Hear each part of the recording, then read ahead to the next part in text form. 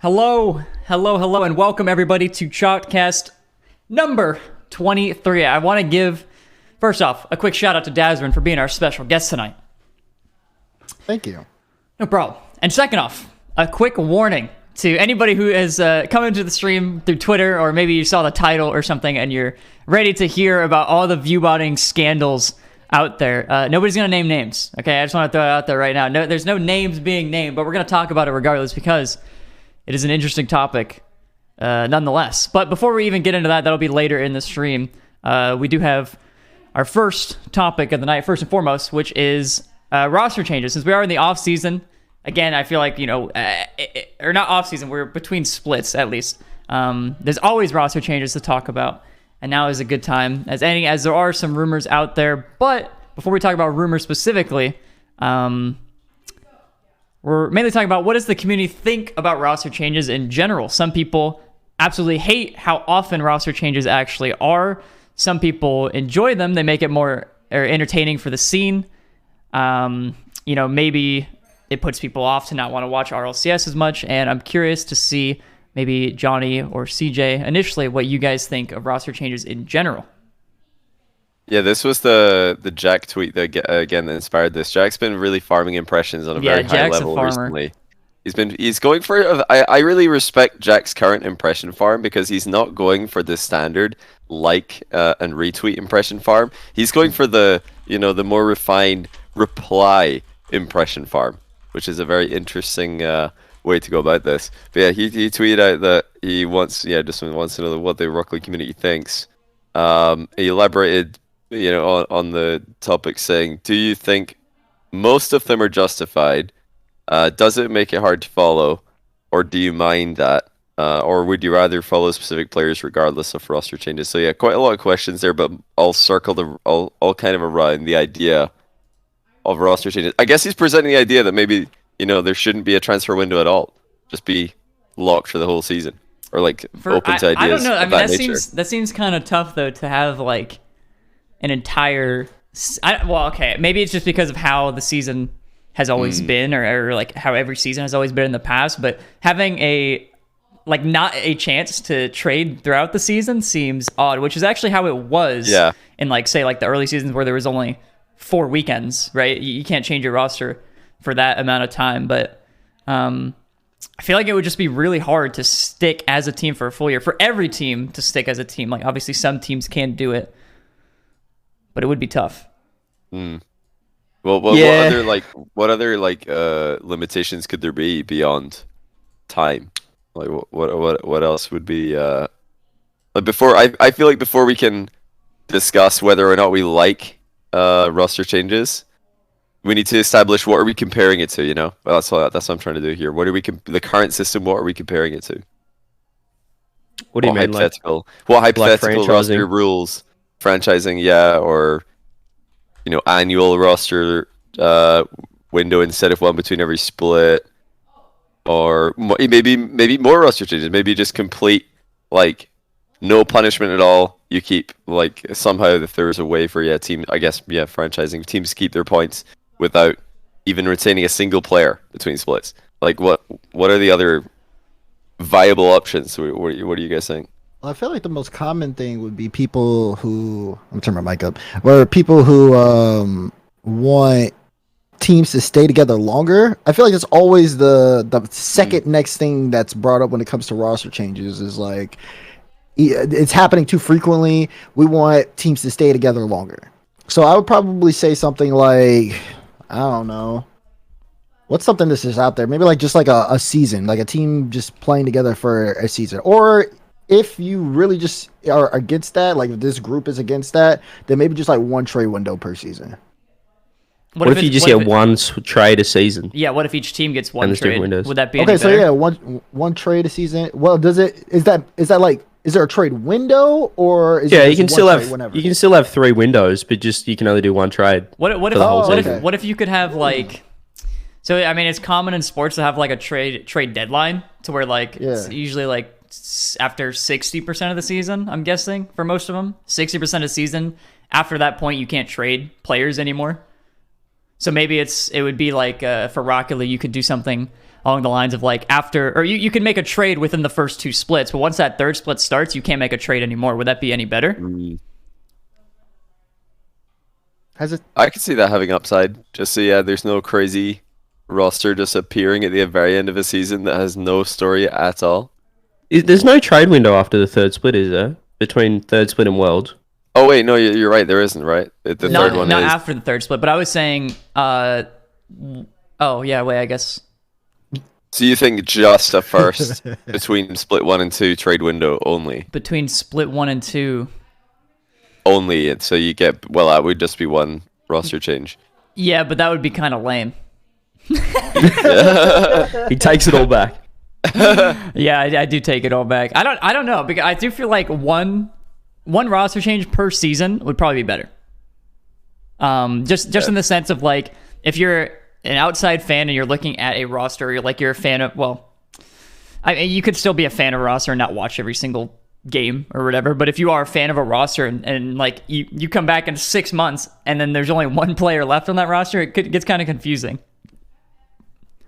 Yeah, I think that if they just do 1 change, as someone said in chat, like it makes people think about the move a bit more rather than just like, oh, this sucks. We're just gonna like kick one of the players that was bad that split, because then you got none left. So yeah, there's also some teams who get put into like situations where it's kind of their only move though as well, because like if something happens or whatever, say like I'm pretty sure like Nolly with K Corp, right? When Nolly was like put on that roster, that wasn't like their like they didn't want that, but it was kind of like they were forced into that move, right? And that's why they ended up just not keeping the roster after the season had ended, because they didn't really want that roster to begin with. It just kind of happened. And there are situations where that does happen, where a player is kind of just like put in there temporarily, like people kind of know it's temporary. Or what if there's a player? What if your team's already made a change, but then one of the players, is on the 7th team and the number 2 team wants to pick him up and he's gone? He could blow his whole previous roster up because they'd have to make another change. So that could be kind of. Oh yeah, so like, do you know what I mean? What if a player leaves? Would if a team just get punished? Yeah, like they've already made their roster change, and then another player's like, yeah, but I'm retiring, so unlucky. You're done. Yeah, or he's just been like poached by a better team, and then that whole. Well, to be fair, if they're being poached, the org wouldn't let that happen in that sense. They're not gonna ruin their points, their 7th place points, just so the other team can buy the player, right? They're gonna actually like make sure that player is kept on the roster. That's true. Didn't think about contracts. Just thought about 3 random blokes playing the game. Just having a good time. No, I think 1 change is good. It might come with a bit of I don't know, some technicalities maybe. You might have to put in a few clauses. I don't know. I just think the teams just want like teams to like root for if they like in a sense, like a team that has an identity. I guess like Moist, for example, like when it was like everyone talks about the whole Rise for Joy of Vatira chant and things like that, how they all got behind them, and then when Vatira left, they were trying to make Astro kind of work with the chant and all this other stuff. It's like it's really hard to be able to support a team if the parts are kind of changing all the time. It's really hard to kind of like find an identity for things like that. On the flip side, though, there's some fans who get frustrated that teams aren't going along with that kind of gimmick, right? Like, how many times I got to hear, okay, Daz, you gotta talk to NRG, man. You gotta tell them they gotta do something, man, because they're not doing anything, and it's just really bothering me because I think it's so it's like it's like 2 different sides of the coin.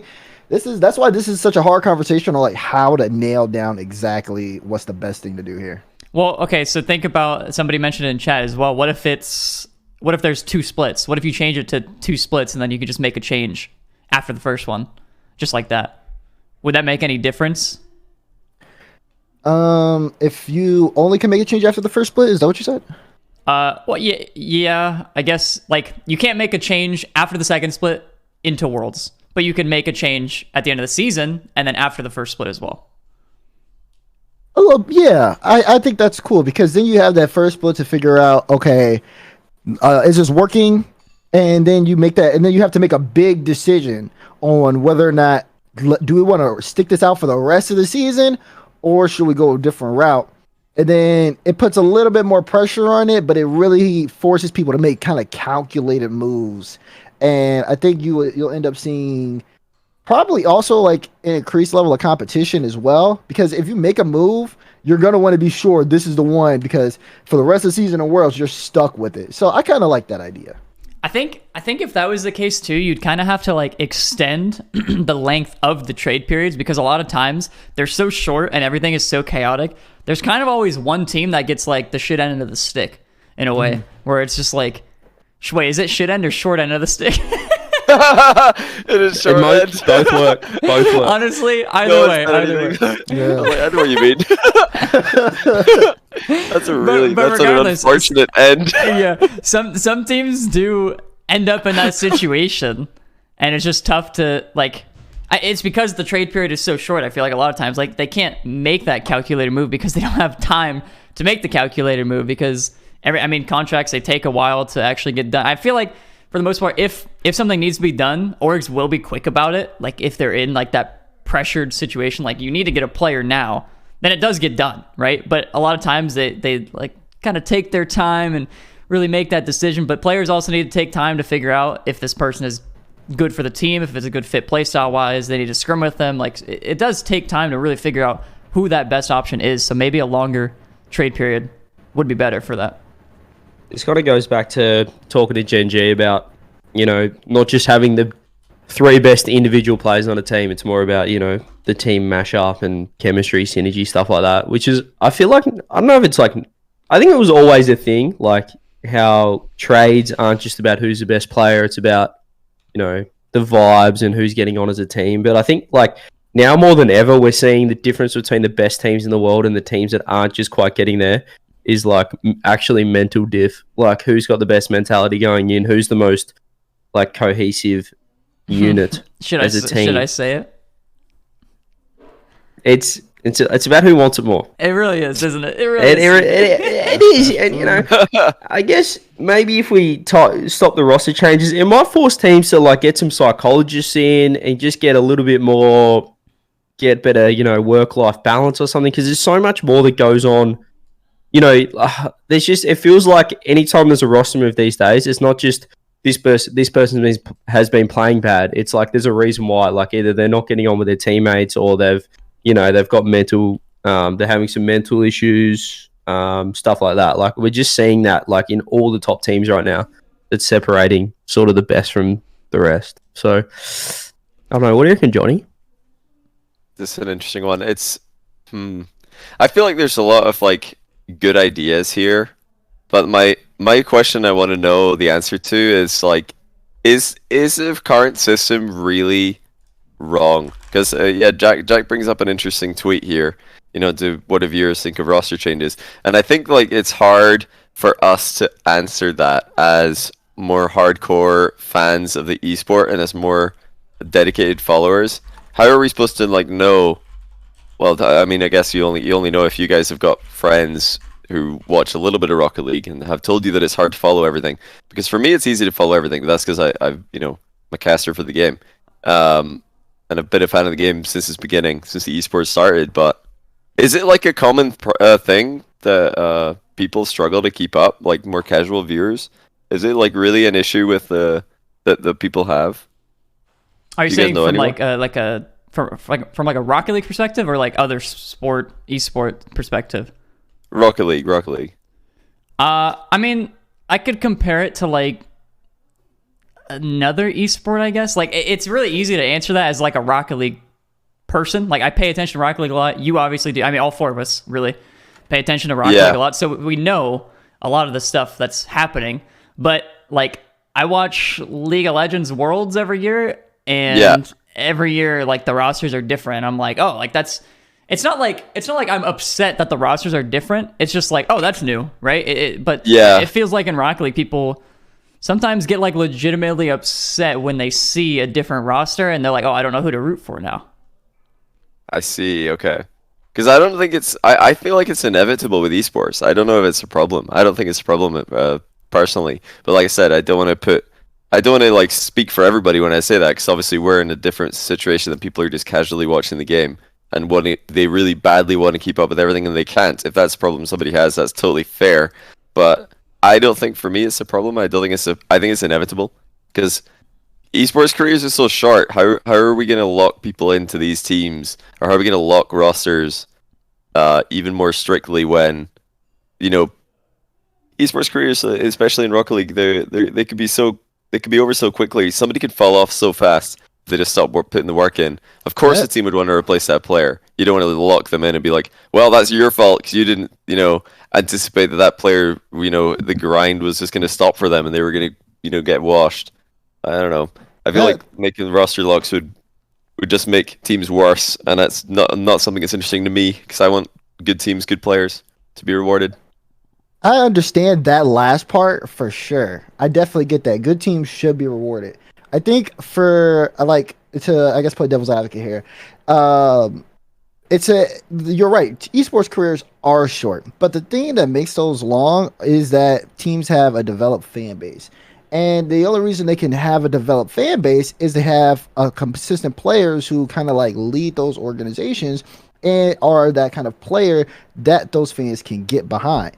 It's like, even like for example, Rizzo with G2. Like, you think G2, you think Rizzo, obviously you think the rest of the team, but the team was together for so long that the players supported that because they were behind that same banner for so long. So even when like G2 ever made a roster change or anything like that, it was more of a big deal considering the history that all the players had. That history becomes important because it gives people something to kind of get behind versus just this player on this team, this player on this team. I'm like a Moist fan for like a month or two, and then now I gotta go buy another jersey because the player I like is on a whole other team. It's like it's just too much movement.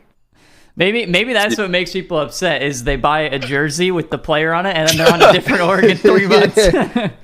I was trying to explain to someone during the World Cup like that you've just exactly described why it's such an expensive hobby to be a fan of Scottish international football, because we never qualify to any of the tournaments, so we just have to buy the jerseys of everybody who plays against England, which is obviously far more costly than just buying one jersey for wherever you're from. So I can relate to that. It's very expensive. It starts to add up quickly. But are you saying that the advantage to roster locks is it allows teams to build a fan base that's actually more beneficial to the players than just allowing them to pick up another player who might be better? I feel like that is kind of like the case where if you have that like loyalty to, or like at least like that loyalty to an organization, and fans have time to get to know the player. Like it really does depend. The org has to do it right.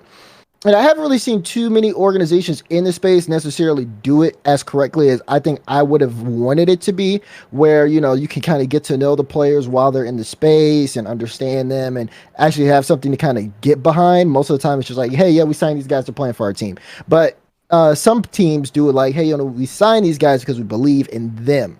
And then that is able to have these people kind of like understand them a little more, feel like they're a little bit more connected to them. It's really just about establishing a connection, because then on the day that they do fall off, then they can transfer some of that over if they want to continue to interact in the gaming space and then do content creation and things like that. And then maybe even stay within the org and do content creation too, if they so choose to be, if that works out. That way that people can kind of like see this person and kind of keep track with them so much more easier. But I can understand if that's wrong too as well. I think I think it's similar to like Rocket League, similar to like the NBA. Like there's still superstars still move around different teams, and if you don't always tune in, you're like, why is this guy here? Why is James Harden now in Philly? Stuff like that. I think it's similar to that, but it's just more condensed because the season is long, but it's just like a more just condensed, as Johnny said, like an overall career length, so it's like things happen a bit quicker. But I think it's similar. Like we still have some players, like you still got Garrett poking around on NRG, still doing his thing. Yeah, so, I think you still have. Could do both. That's the first thing I thought of as well when Daz talking about the biggest players in Rocket League right now just happen to be players that played for played with the same teammates for a long time. Think NRG, very long time they played together. They're the biggest team on socials, and they've got the biggest fan base. But hypothetically, if a player just team hopped and won like 2 world championships in a row, and kept team hopping even within those seasons, like imagine Seiko, right? If he just won the fall split last season with Endpoint, joins BDS, wins the world championship, and then he joins another team this season and wins the fall major again, like. Everybody would be like, this guy is the chosen one. It wouldn't matter that he's like changed teams a bunch. He'd still be super, super popular because he's winning everything. Like, I don't think people necessarily only care about, like, I think it is a way that you can build a fan base, like having the team that everybody can, root for every single year. It's the same team, but at the same time, people like to watch a winner. So like I feel like there's different ways that players and orgs can build a fan base for themselves. I mean, First Killers tried to do that. Imagine he just like, instead of coming fourth all the time, imagine FaZe just won everything.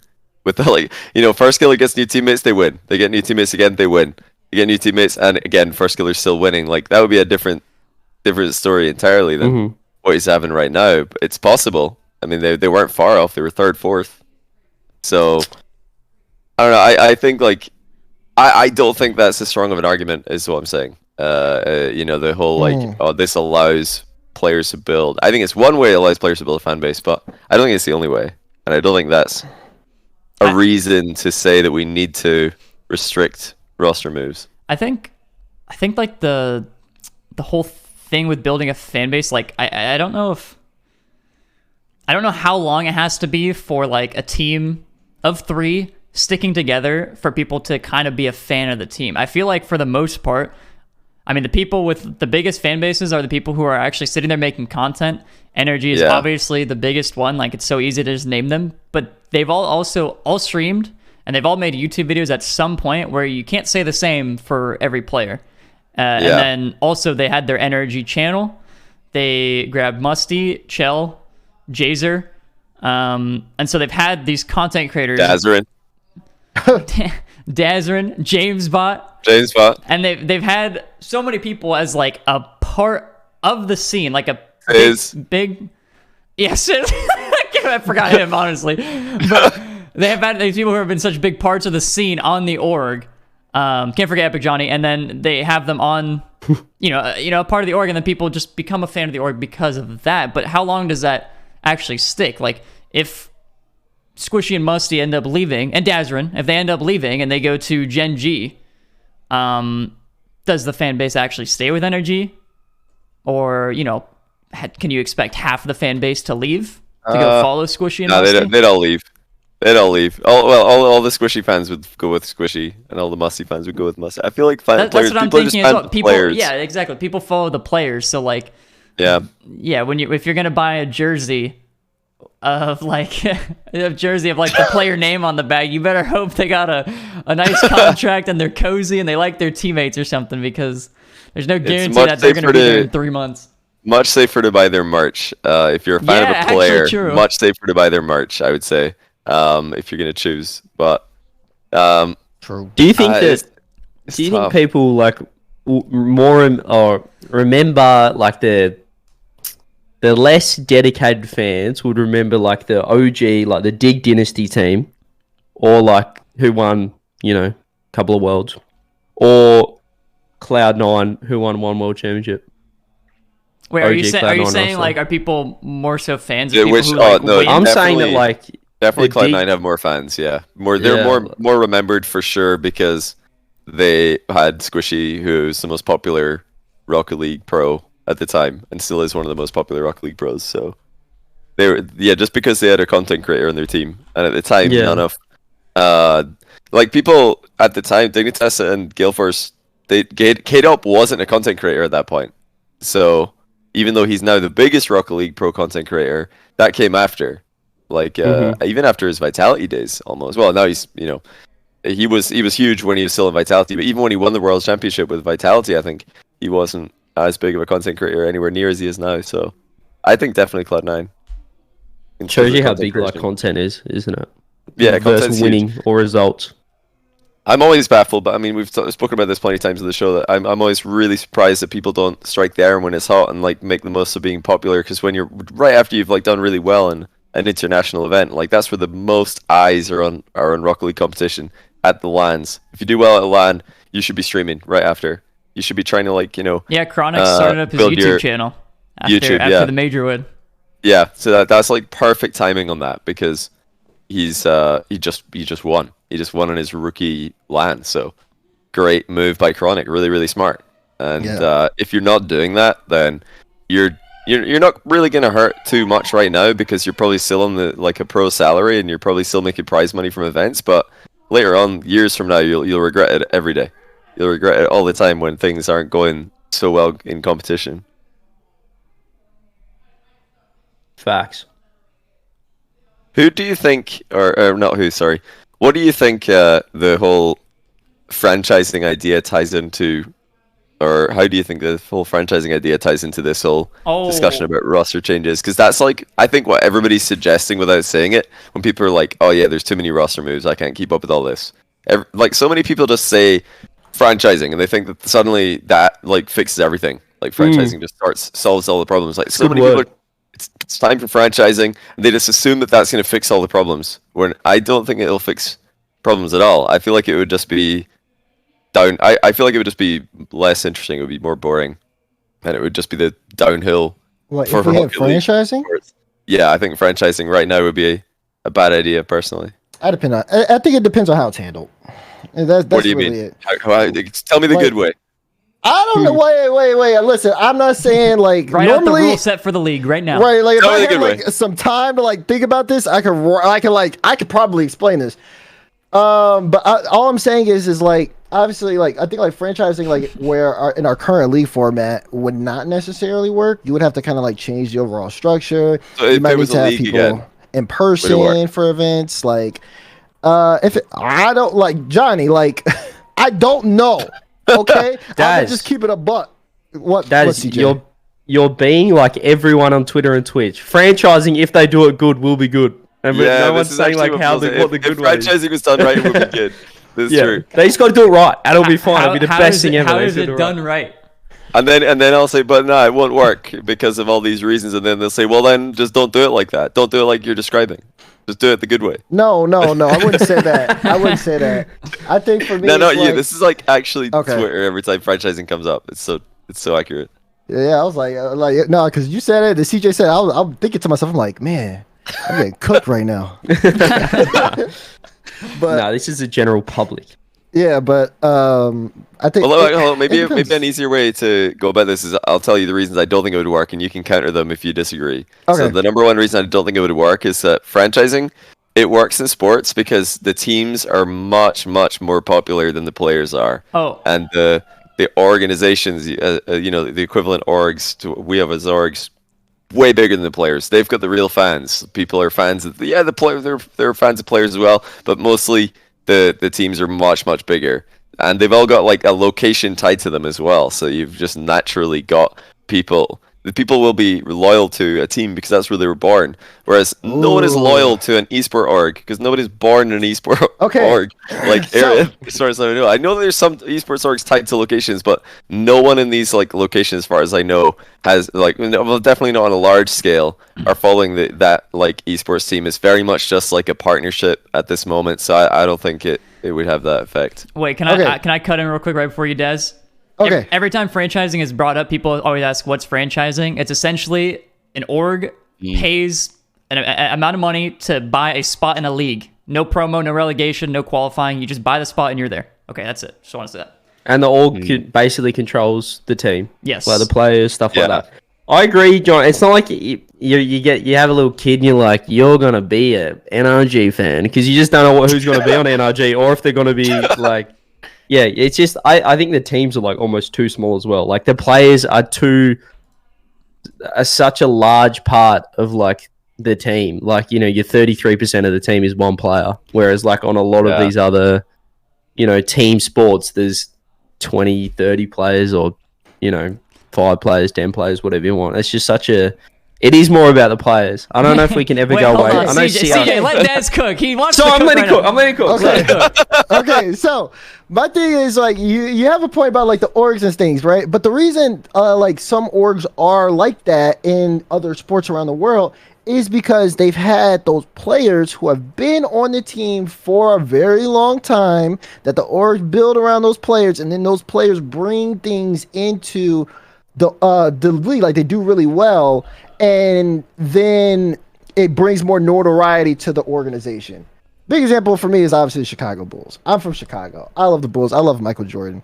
And to see like Michael Jordan be as great as he is, I can go like the fact the impact that Michael Jordan had from being just such an amazing player, and the legacy of the Bulls was so popular that there are people today, I could go anywhere around the world, and I awkwardly tested this because when we went to Sweden, we went to London, we went to Rotterdam, no matter where I would go, there was always somebody with Bulls merch somewhere. I pointed out every single time in all these locations. And this is mainly an American sport. I was a basketball player worldwide. This is mainly an American sport. And it's kind of like that too in football as well. Like, right, when Messi was on like Barcelona for a little bit, like a lot of people were like that brought that organization so much kind of like notoriety and respect to it. Obviously that changes depending on like what teams and organizations do afterwards and stuff like that. But it's the fact of teams and having these players who come in, and you never know, like, how do you know Michael Jordan or Messi are going to be who they are? But you take a chance on that, and then you have them come in and be those impactful people that they are. And then next thing you know, you have like a legacy tied to your organization, and then you have so I think it's just a time thing, though. But nobody's debating. This isn't the debate. No one's debating that orgs would benefit from this. Like, obviously, I think the orgs who get into franchising are going to have potential to benefit, because they could just like sign a really popular player, and now they're gonna get lots of eyes on them. They don't even the player doesn't even necessarily have to be good, because you don't even have to qualify. You're just in the league. Congratulations, you can finish last every year. People are still gonna want their favorite YouTuber player who you've signed to do well. I don't think it would help the competition though, and I don't think it would like benefit the players at all to have like, I mean, it would benefit players who are bad, who are like really, really popular, but who don't deserve to be in the top teams anymore. It would benefit them, and it would benefit orgs who are like, signing players who are bad. But everyone else, I don't see how it benefits it. I mean, or orgs maybe, but I don't really think it should be them. I could tell you how it could benefit players, but I'm not going to. No, I'm kidding. No, the way it could benefit players is just because, I mean, mainly like you said, it would benefit like worse players, because the players who are number 1, 2, 3 in the league, they already have their spot. Like, they're not going to not qualify for RLCS. You know what I mean?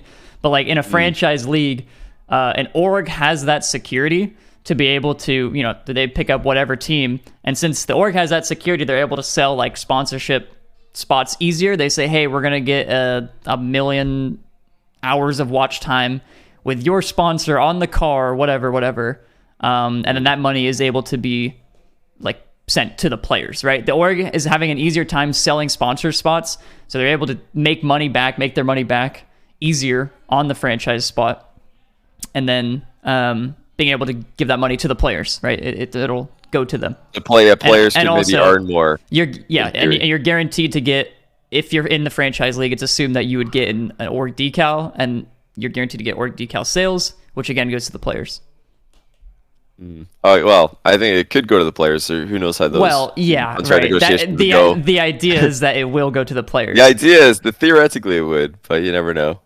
I mean, the other problem is, though, is that the orgs, once they've got a spot, it's like they're like, "What up, boys? We got all the power now." Like, well, exactly. Like, what do they bring? Whatever they want. At least, like, when a team is in a league or owns a spot in a league for like a sport, they they host games in their own stadiums, and then they travel. They send their team all the way around the country to play in other team stadiums. Whereas, like, online, what is the org really doing? Like, I'm not too familiar with like recent franchise esports, but like, what are they doing? They're tweeting about their team. Okay, like, I'm gonna try to like make this work. I don't know if I will or not, but for me, I think it's the longevity, right? Obviously, like for franchises, orgs can afford to buy spots for multiple years. It's like the longevity that goes into it. But to also answer Johnny's question, because I know I'm like going all over the place.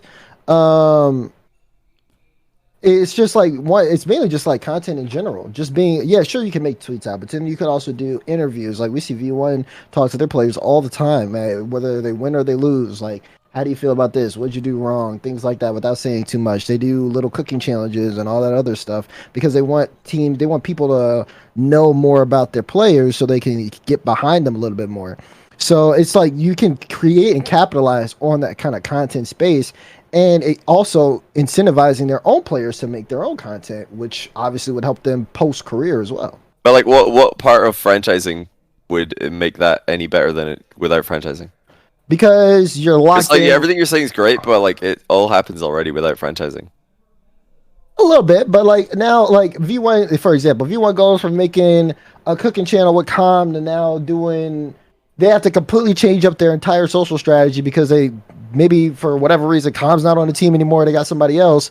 So this whole segment that they've built out is now gone. Versus if they know that they're locked in with these players for X amount of time, they can plan things for that time period and then learn how to maximize and develop actual strategy. Things right now are so chaotic, it's hard to just develop any type of strategy because you don't know what's going to happen after 3 months. 3 months versus 6 to a year is actually a big difference. I don't know. I don't see the benefits really. I don't see what we would gain other than just like less interesting things happening. Well, what's the interesting thing that's happening? Like cross-regional team moves, like Genji and picking up some European players. Furia moving to NA. Wait, how would that stop? Chalk cheese. Because like you're just gonna have limitations on it. I don't think like a lot of the. I mean, why would an NA like org ditch their like big content creator team for full Portuguese speaking Brazilian team who can't interact with their fan base? They're just not going to do it. You're never going to see things like that happen. I feel like the open system is just open to so many more possibilities that you'd never see this. You would never see like Furia move to NA in a franchising league outside of like I don't know. I mean, some crazy situation. I'm not gonna say it couldn't. It's not possible. It's possible, but it's so much less obviously, likely. If Furia had an org spot in SAM or whatever, a franchise spot in SAM, Furia is not gonna move. But I still feel like they're the players though. Who's gonna sign like three Portuguese? But which NA org is gonna sign? That would make it so much which crazier NA though. Org, if you think about it, that's a great like marketing thing, don't you think? Like if you're like locked in and you gotta buy, like you have to pay, I don't know, hell of money. No, I'm just saying, like if you're Furia, right, and it's a franchising league. And you're like, okay, we want to get a spot in this league. What do we want to do? We want to move a team over. Like now it's like, okay, you can move it over, but like if it's not working, like people sign these 2-year contracts for teams these days, and it doesn't even matter because you can get kicked no matter what. You can get kicked, you can drop for the org. Yeah. All that stuff can happen in 3 months. I don't care if BDS signed a 2-year contract because they might even be together for 2 years. But if somebody's signing a deal for that long and somebody's moving over, you know the financial risk within that, and then it just puts so much more into it and kind of gets people more like locked in and invested because you're like, oh, they took a big gamble on this. Is it going to work out?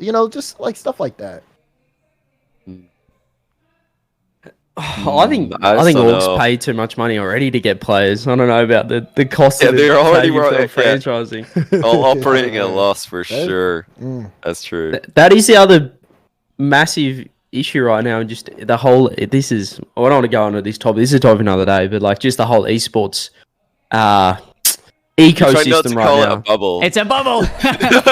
Yeah, like everyone just the esports spherical capital venture burstable thing that's going on. There's a lot of pop one day. There's a lot of comments right now about just how many orgs are just running on non-profits, just investments, and just every org is losing money. So I don't know. A lot of orgs are like running on crypto too, like TSM, FaZe.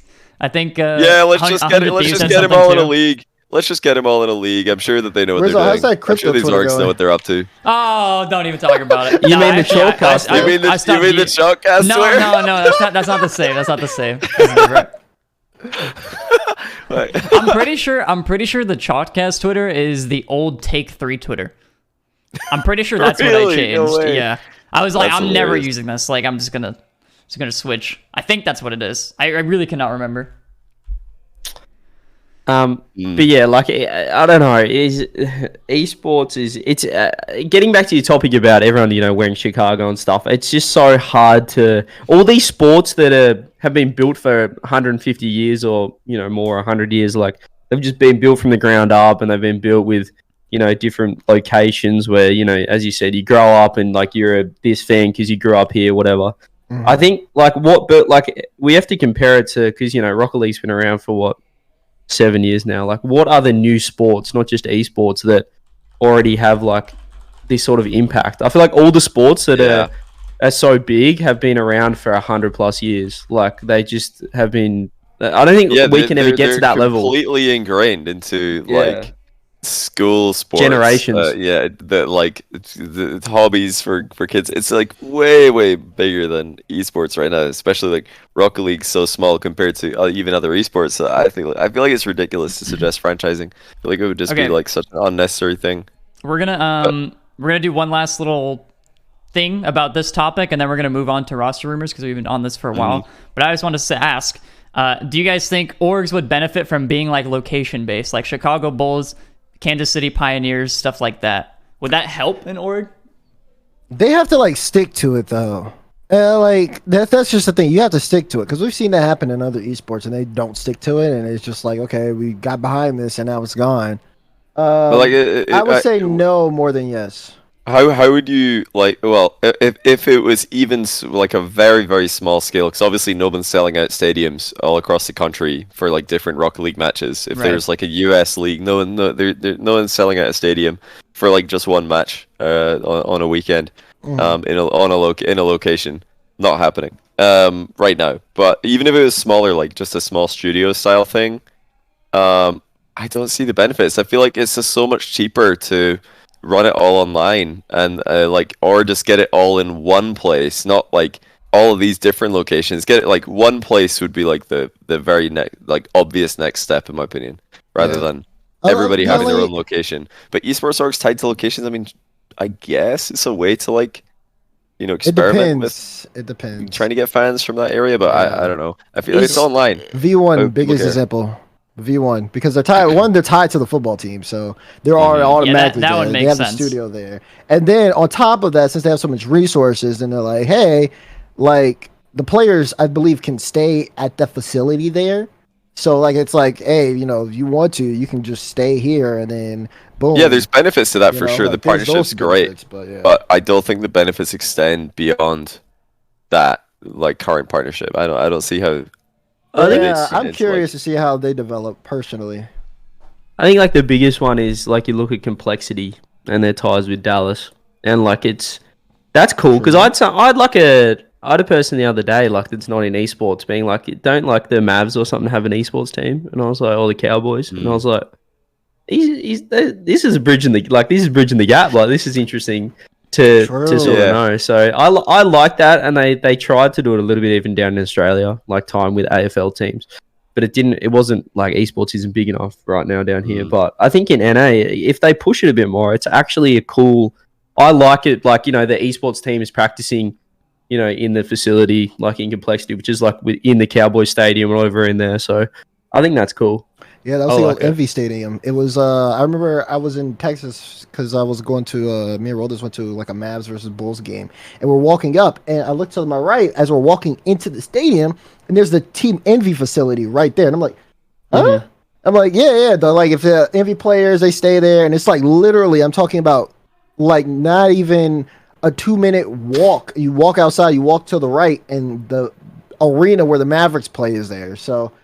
Yeah, there's definitely teams that like have those kind of ties, but like Johnny said, it doesn't really extend to anything major, which is I think something that I think a lot of us are trying. It's way farther away. I'm sure orgs would love like Carmine Corp are the closest thing we've seen in Rocket League where they actually have the craziest fans. Crazy. They're the closest thing to having. I mean, those fans for Carmine Corp at the Fall Major were more fans of Carmine Corp than Rocket League, which is what orgs dream of. So I guess they're making headway. But we're not there yet. I feel like the last thing and the only other thing I want to say on this before you go into roster rumors was that, like I think CJ said at the start of this, it's just so ridiculous to see how many like people like whenever criticisms of like the current Rocket League format or the current like Rocket League esports system come up, there's always so many people saying, "Yep, time to do a league, time to do franchising," and that's it. They don't elaborate. They don't lay out their like proposal, their plan, their detailed plan.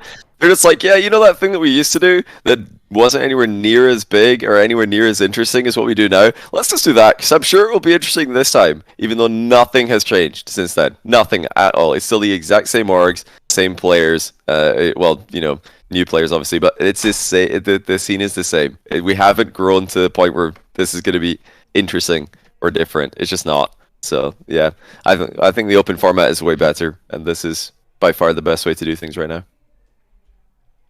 And lastly, like esports is lastly. In terms of like in person, like esports, the beauty of esports, you know, you look through the COVID era, well, you know what happened the last few years is that it's all online. Like we can play online, so I don't think we should like try and not necessarily go away from it, because obviously LANs are the best thing about esports. But the fact that we can play, you know, cross region or play, everything's online. You don't have to come together in person. I think that's a massive advantage for esports. So it is, I don't think we should like shy away from that and try and make everything we possibly can in studio or in person, because like we need to use that as an advantage. We can play like any matchup we want at any time. I didn't even mean necessarily as like in studio. I kind of just meant like an org tying to a city, right? Like some people that'll work. Like practicing together. I wasn't a huge fan of the NBA. Like I was like 10 years ago, and then my team sucked, and so I stopped watching, and then my team is good again, so I started watching it. I'm a fair weather fan, right?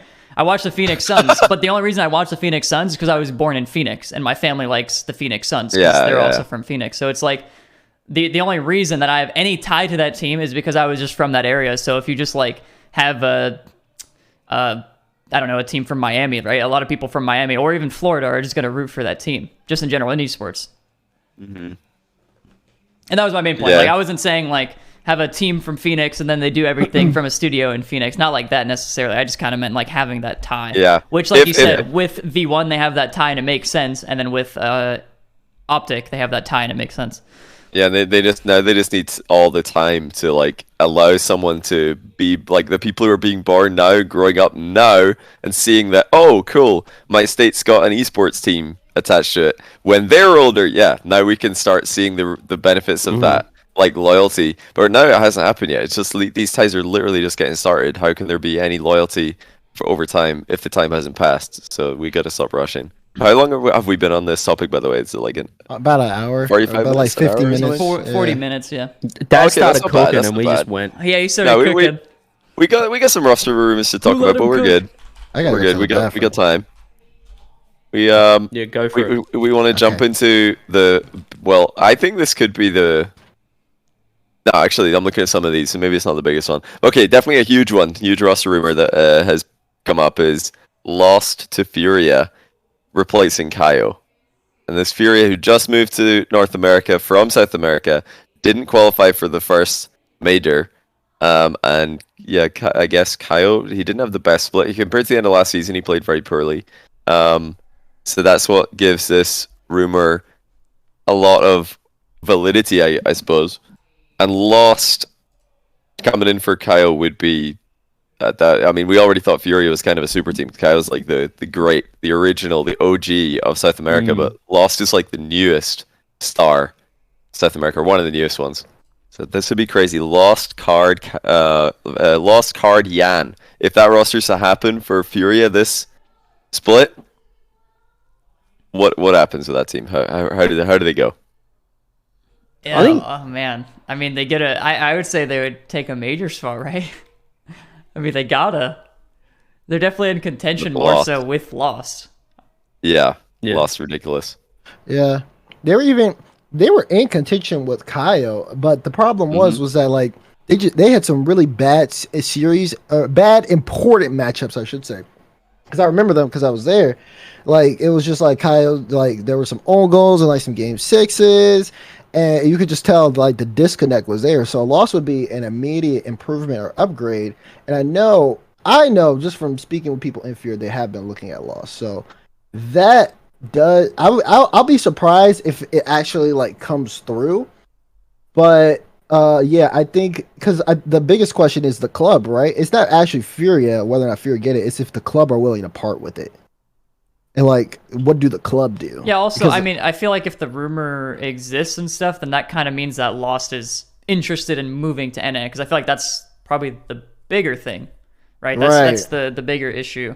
Is like, does Lost want to come? And then it's yes, okay. Now will the org part ways? Will they sell them? Sort of thing.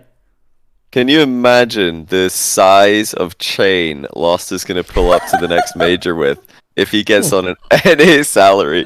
Oh my days! His neck will be slouching by the end of the day. He was on 1K a month, and he had he was spending the 3 years of his wages on that first chain. That was already got the biggest chain in the scene, and look, I think he's going to get on an NA salary. I think even though like Kai's had some good lands, but he's like always been like the you don't say who's going to be the weakest player, but he's been like probably the least impactful on that team for a while. Like he's in terms of like mechanics, just general impact. But he's had some really good lands. Like he had, was it LA or London? One of them. He was fantastic last season. So he's had some good events. Some great lands. But he finished strong last season. It was just like this first split wasn't too good for him. Yeah, but they're lacking a little bit at the moment. But I just think Furia they improved every regional. I still think they can make next major if they didn't make a change. But yeah, it's still an upgrade, isn't it? Like it's just Lost is sick, and he's good on LAN as well, which is huge. It's kind of scary, yeah. That's a really scary. They could go even further. Like just they were already, I think, like an outside shot to winning any event they go to because they got the LAN experience, but with Lost, they become like a real contender to just straight up win anything, any tournament that they're in. If I was other teams in the league, I would highly investigate that. Just only because like if that happens, that's gonna make competition in NA so much more harder. Like Fury was really close to getting into that fall major. So like nowadays, like the teams that were competing with Furia who are like up there, like I would want to know if that's happening, because you don't want that to happen, and then you don't do anything about your team, and then next thing you know, that team just comes in and destroys everything. Yeah, I just wonder like if they go well enough, like or if Furia just do well enough throughout this season as a whole, there could be so many more teams. If Gen G keep doing really well, there could be so many more teams and players moving to NA or trying to move to NA next season. Wait, will we see like SSA spots fill up? Will we see teams coming out of OCE? Will we see just like worldwide movement or just major region stuff?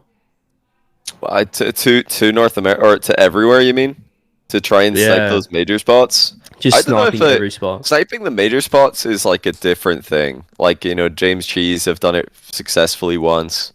But are they going to do it again? Probably. I guess they'll have to wait and see how they go for the rest of the season. If and see if any other teams are getting interested in doing that. Wait, did Apex still get 2? They do still get 2, right?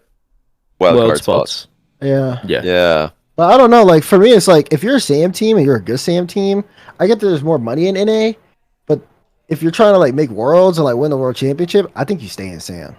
Because it doesn't make any sense to move. Really? You have that element of surprise against your competitors. I think it's the reason why Team Secret made it so far, was because no one knew how like they were going to play until they saw them there, and then by the time they were there, they were already like everyone's like has to figure out by playing them and watching tape and things like that. It's so much harder to develop a strategy against something like that. No, that's you make a good point, but Nick also makes a good point in chat. Do you really care about the element of surprise or 5xing your salary? Like. Yeah, that's also true. That's also like, true. Do you want a little chain or a big beefy chain? That's the question. Yes. I mean, what about the World's prize pool? Like, if you're like that solid, you come into Worlds and no one knows what you're gonna do. You win the World Championship. Like, do you want that? Do you care about that? Because then if you go to NA, you have 5 times the salary for maybe about like a split or 2, and then once NA figures out who you are, then the same thing's gonna happen with Furia, and then that player who was so confident going in won't be so confident anymore. I thought this whole figure out the meta needs to change. I don't think anyone figured out Furia. Figured out. They're gonna figure it out. They figured out how to get KO to play. No, it's gonna be. I'm watching Furia and I'm like, yeah, I'll figure this out. The other teams are gonna figure this out eventually. Like that, like this. I feel like this is just the fakest analysis. Whenever people say, "Oh yeah, this team got figured out," that team got figured out. Got figured out? No, they didn't. Coyotes didn't play very well. Kao didn't play well. He had a really, really underperforming split. And even Carr didn't play up to his Worlds for. Okay, I think overall, now riddle me this, well. Johnnyboi. How come people call it a honeymoon period? Like, if they're not being figured out, why is there a honeymoon period in the first place? Because honeymoon period is mental. Whoa, it's mental. What? Oh, what is it, CJ? No, honeymoon period is just the teams coming together, a new team, and they're like, nothing can go wrong. Like, throw caution to the wind. Just do literally nothing has gone wrong. They've only just joined. Exactly. No one has any tendencies yet. It's just let's play without fear, without any. Figures them out. No one slept. And then the honeymoon period is over. Nah, no one slept through scrims. No arguments. And they're the #1 team in the world. And you want to tell me Furia did the same thing and they get top 8 in regional events? They don't even make the grand finals. Gen G are a new team. They're a brand. Gen G are a brand new team. That's a different thing. Yeah, it's not like they were both established. No, so you think Furia got figured? Gen G has to be figured figured out. Gen G gonna get figured out? Jokes. That's jokes. If somebody's like, "Oh, Gen G's gonna get figured out," that's gonna be their downfall. I'm already watching them figuring it out. I'm analyzing every replay. So if I can figure it out, hopefully a good coach could figure it out too. What is figuring it out? What is this thing we're saying? What is there to figure out? I love he does this every time. He does it every time. I've got it. No, I've got it downloaded. Look at Coach Chrome. He said Furious scrims and prep to land were scary. Scrims when they moved over felt like they weren't playing the game, so they weren't scary. He said the fear factor was gone. That was all Fury had because nobody knew anything about them. No, they said Fury. He said they didn't play well. He said they weren't playing like as well. They weren't playing with the same confidence. He said it was on them. It's not because they got figured out or people weren't scared of them. It's just because they weren't playing as well. Maybe they didn't also like just move. Sorry, they had like 3 days. Maybe they didn't think of that, Daz. Johnny. Like, maybe you should tell Kaio to play well. You'd be like, no, stop. Because I was asking you, but like in my brain, I'm sitting there and I'm like, okay, you just moved over to NA. You got tweeting, I want to conquer the whole world, and da. And then so you expect them to come in North America and do something. So you they have a don't do nothing. Like BDS didn't make the major. G2 scraped it in the major. No. BDS got figured out. They got figured out. Did G2 get figured out as well? That's true. They did. What do you mean it's true? BDS didn't get figured out. They played horrendously. They were just not. They didn't play as well. Do you think the Pioneers just figured BDS out when they beat them 3-0 in London? They just figured them out. In secret, just figured them out. BDS counter figured them out. And then BDS figured out what to do next. There's this weird correlation between teams not playing well. It means the other team figure them out. Did the entire North American region just figure Furia out, or did Furia just have a below par performing split? No, but CJ, I like the part where BDS got figured out by Secret and Pioneers, but then they unfigured everyone out. So they didn't one world. First of all, stop using BDS names. I'm talking about Furia. I'm not talking about BDS. BDS, whatever. We can talk about Furia. But for Furia, for me, it's like you scrim teams every day, right? You play the regionals for a reason. Even though I'm thankful CJ will give them credit for they only did bad for 3 months. For me, I'll disagree and say 3 months is a lot of time. You're playing a lot of Rocket League for 3 months. It's your job. You scrim every day. You're playing Rocket League for a lot of time. So if you're doing bad for 3 months, it's kind of saying something, even if it's one player or not. So and these coaches aren't dumb. They know teams' play styles. You make it seem like it's magic to figure a team out. It's not magic. I'm gonna argue that all the coaches. Let's not throw all the coaches in the net. Let's not put them all in the same bucket. The good coaches aren't dumb. Some of them get paid a little bit too much more than others. Let's not put them all in the not dumb basket. That's fair. Some of the cheerleaders with the tactical coaches, all right? No, they're not figuring out Furia. If a team is in a rut and they've lost their touch, or perhaps they've come out of their honeymoon and they're starting to overthink things, or they're trying to change it might just be one player's not playing well, then they change their structure. That might not just be you can't just give credit to every other team they're playing in that they've figured them out. The team itself might just not be they've lost what they had before. That's not other teams. That it can be other teams adapting, stuff like that. But you can't just say like Fury have been completely figured out by the entire region after one 3-month split. Like clearly, they're not performing as Chrome said in scrims. They're not as deadly. They're just not getting touches they're usually getting. They're throwing the ball away. They're playing not as confident. I don't think if they're doing that against every team they're scrimming, it's not that every team they're scrimming's figured them out. They might just be, they've lost their form. But CJ, if that's the case, then why are they making a change? Because they've clearly lost their form. It's not that other teams have figured them out. It's just they're not playing well as a team anymore, so they need to make a change. They've figured out that they're not playing well. Okay. That's why they're going to They figured it out. They figured themselves out. All right. I'm done with that one. All right, we probably got to move on to the next roster rumor here. So, Moist and Oxygen kind of all tied into one because it's rumored that Rise or Oxygen have been looking to get Rise from Moist, and then there was actually a 3-option rumor for Moist, either Oli, Raziers, or Juicy in for Rise. So yeah, it seems like Oxygen and Rise, if this is true, have instigated this one, and that they're trying to move Rise onto the roster in place of Oli. And then Moist are like, well, I mean, we might as well take a look at Oli though, but also Raziers and Juicy looking pretty good. So yeah, I just want to say, kind of crazy. I just want to say I have to go to the bathroom. Do not wait up for me, guys. I'll be right back.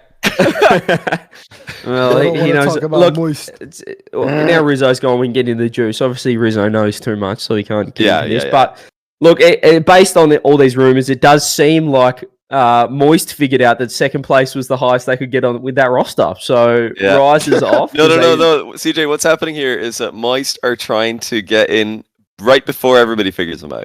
They've done pretty well here. Stop. They're gonna finish off that roster. They're like, right, second place, that's pretty good. Let's just call it here before we get figured out. Because everybody probably saw what we did there. They all probably saw us get second. Yep. That's it. We're done. Okay, so the tinfoil people, from what I've heard about Oxygen and Oli, are saying that to them it's obvious that there's something with Archie and Jory is their buddy. Oli was like the new guy, and even though Oli had a great land performance, people were like looking at analyzing, looking at the cams. If people got scored and they thought it was Oli's fault, they were much more upset. But if it was everybody else's fault, I was like, okay, whatever. So people are thinking that is specifically the case. Do you think he played too much Rocket League? Was he embarrassing them with his hours? I mean, maybe, I don't know, because he was looking good. I don't think anyone can really argue that Oli, I've seen people debate this in other streams. I was watching Who Do You this morning. They were arguing about if Oli was the worst player or the best player on Oxygen or not, and that's a whole conversation anybody can have outside of that. But that being said, obviously there's something there, right? Oxygen, where did they finish up? Was it top 8th? Well, 5th to 8th. Right. They lost the phase. They lost the phase, right? They also the 4th clan curse. I can understand they're more comfortable. Those players are definitely more comfortable with Rise, I would think. I've seen Rise and Archie speak a lot, so that would make sense. I can see some weight there. I just think it's what we spoke about before with how many roster changes we get. Is that there's so much more that goes on than just. It's not just who plays well, who's the best player, who's the most mechanical. Clearly, you're looking at these moves, right? It doesn't take a genius to figure out if a Moist is getting second place and Rise wants to leave. It's not how they're playing. It's definitely more like what's going on. Are they gelling as a team? Are they enjoying playing with each other? Stuff like that. I think that so many moves now are just players that want to make moves they want to enjoy playing with the team, or they want to play with their friends. Might be a problem. Maybe we need franchising for that, so we don't have these things happening. But I think there's so much more that, clearly it's not all just, well, Oli played pretty well at the LAN while they get rid of him. Moist got second while they make a move. There is a lot more behind the scenes. Are they scrimming well? Are they enjoying each other's company? Stuff like that. Maybe they were grass is greener kind of vibes on Oxygen with if they heard that Rise is available, they're probably like, oh wait, it's Rise. I mean, he's one of the best LAN players of the past year. You've got to consider that and maybe they like just did what a lot of teams do. They just queued up some ranked on their Smurfs, dominated, and thought, "Yep, we're amazing. Sign them up." And played one scrim and it went really well. I don't know what they did to come up with this or to confirm that this is a good idea. But it is definitely a shame because Oli did very well in Oxygen. I thought he was very good.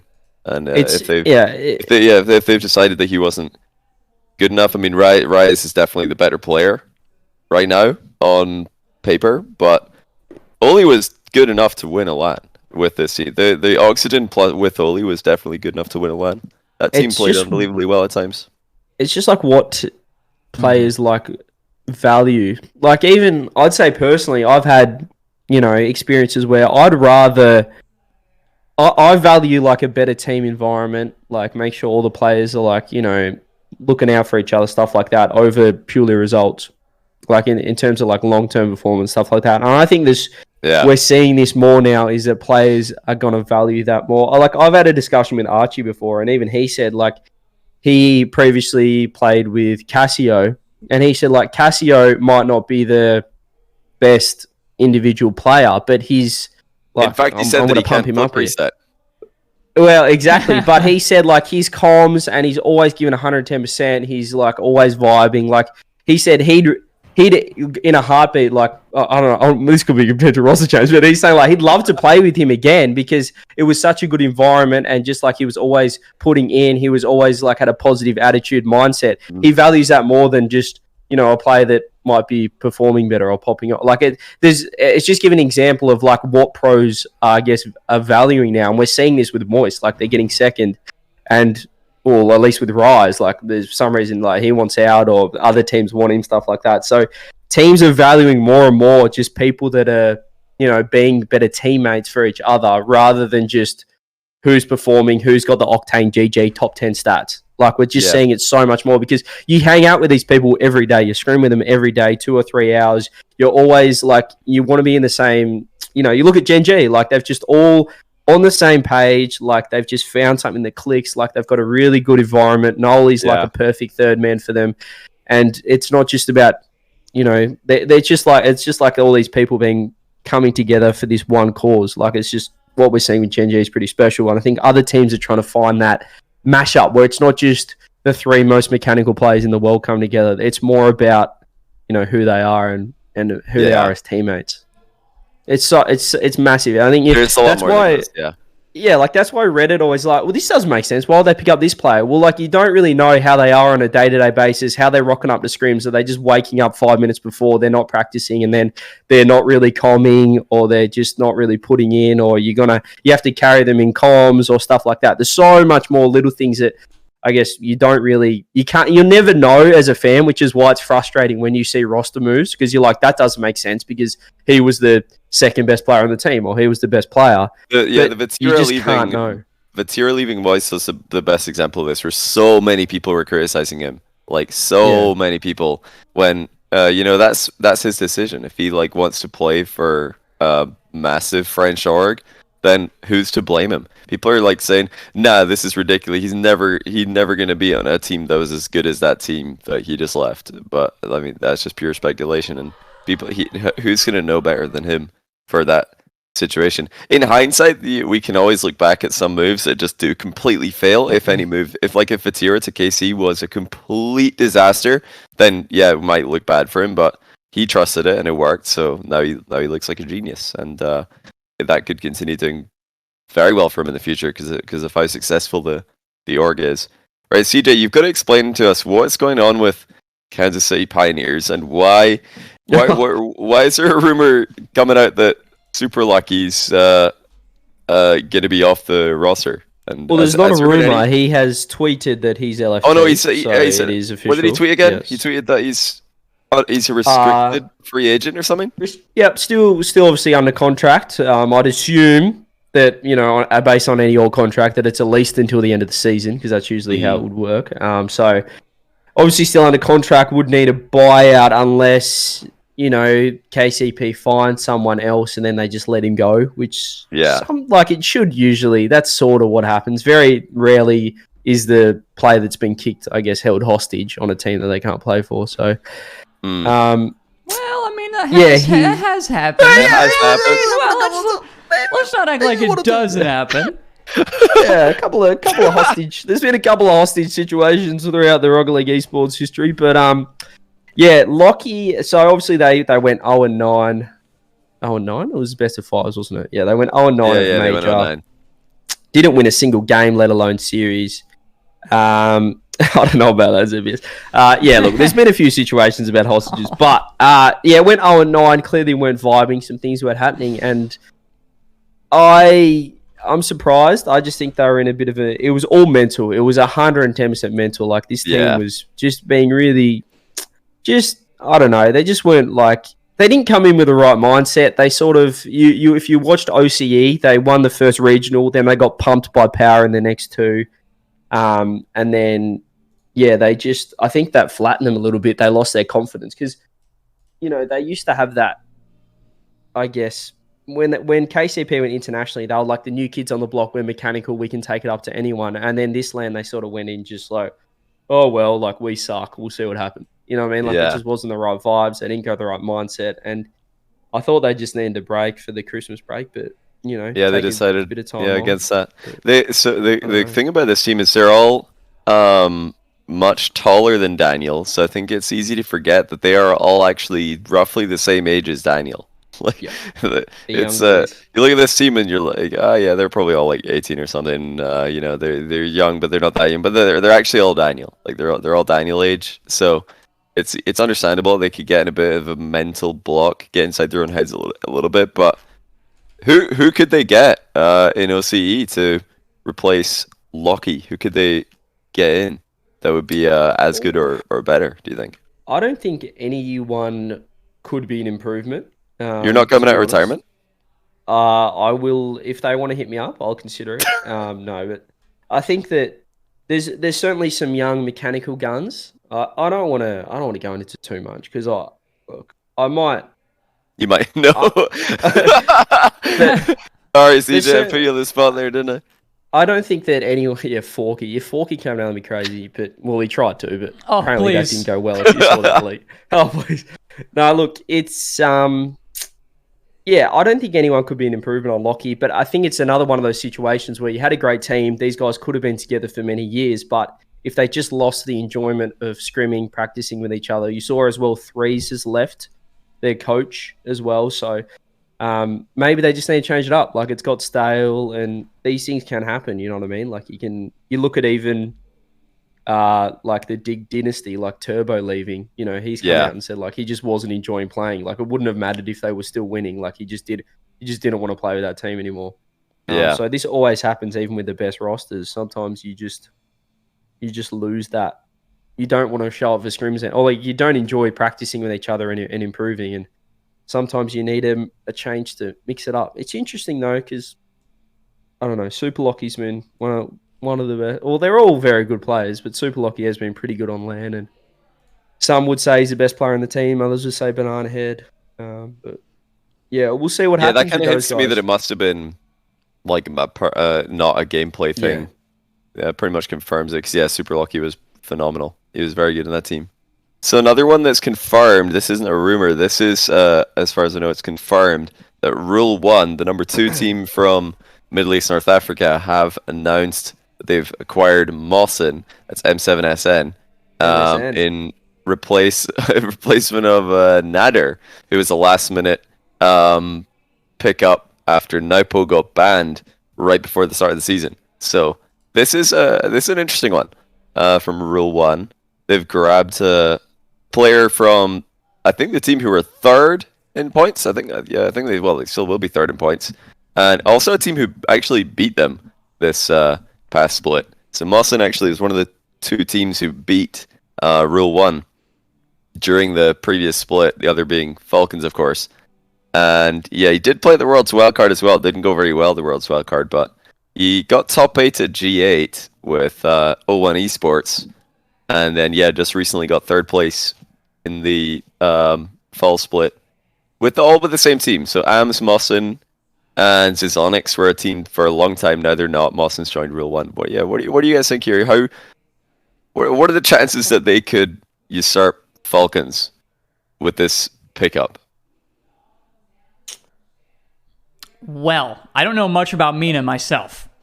So I got to ask you, Johnny, do you think this is a direct upgrade? Like just looking at it on paper? Yeah, I would say so. And they were extremely close to take the spot from Falcons, right?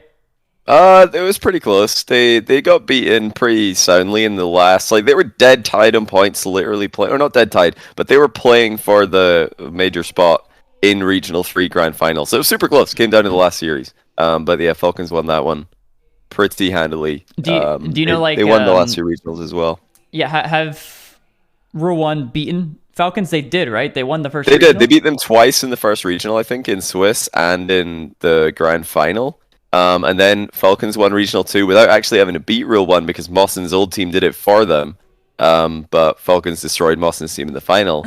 And yeah, in Regional 3, Falcons beat Rule 1. So Rule 1 have got a good record against them, but yes, because they beat them in Swiss and one of the Grand Finals. I'm going to give my prediction then, okay? Okay. I think Rule 1 is going to make the major over Falcons because 2 of the Rule 1 players have Falcons figured out. And Falcons do not have anybody on this team figured out since they're a new team. They're going to hit them with the surprise factor.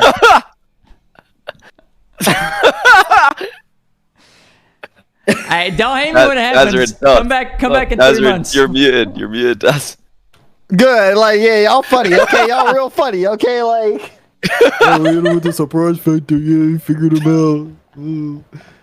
Look, I think personally, I'm gonna say my piece since y'all got me going. They better make the major, right? Like obviously they were so close, like Johnny has said. I'm like in between. I'm not like Rizzo. I watched me in a little bit, but I'm not like Johnny either. But I'm not like obviously I knew how close these two teams were leading up until the major. So if you're making a move like that, you're expecting Rule 1. I mean, Rule 1 were at the major, but they were in a booth. At the fall major, they weren't playing. Now, if they want to be a team that's playing, then yeah, you make that change. You upgrade the roster, you get a little bit better, and then you get better enough to beat the Falcons. If they make this change and it's not, if they're just not like I would say definitively number 1 in Mina, just a split, then I think that there's a problem there. So yeah, I'm with the kind of Rizzo Johnny. I have expectations for Rule 1 to be at the Winter Major here. Winter Major, really? Wow, that's bold. I mean, I think Mawson's an upgrade, but I'd still have to say Falcons win regionally. They're just too dominant, and if it seems like if they just put it together, no one can figure them out. They haven't been figured out for so long. But no, jokes aside, it's true though. They just they've got the mental edge. When they show up and play well, everybody's like shivering. Regionally. They are in a bit of a rut as well. Like at the major, they were having a few issues they were trying to figure out. So they've lost a little bit of the Falcons' magic, and they still went.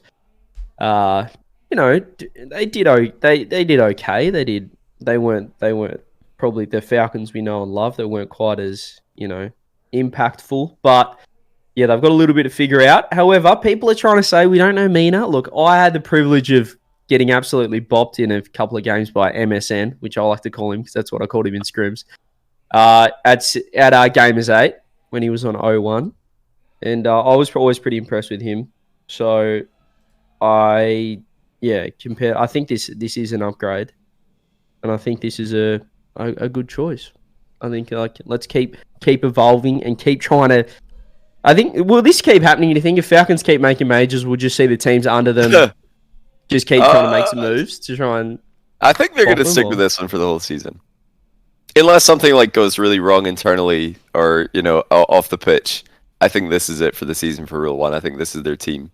They've got the twins and Mawson, who's a proven top guy in the region. He's always been considered to be one of the best, if not the best on his team that he's been on for a long time. A team that's been very consistently at the top 3 in the Middle East for like over a year. So yeah, he's a proven player. And I mean they've got the twins, for goodness sake. You just need to get Rawas fully downloaded. Get him in the lobby. Like this guy's ridiculous. He's in stellar form.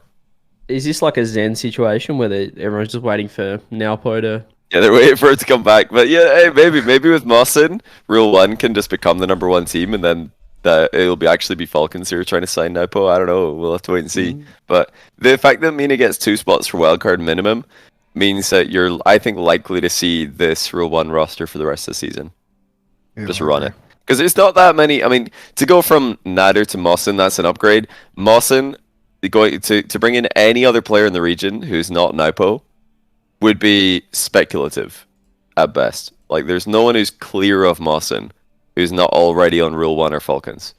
No one who's clear. Like, the only player who's like been a carry for any team he's been on is Tellem, but he's also been team hopping like crazy. He can't hold down a roster, whereas Mawson had clearly a team played with this guy for a whole year, so he must be a good teammate in some ways. If he managed to get the same two players to play with him for a whole year.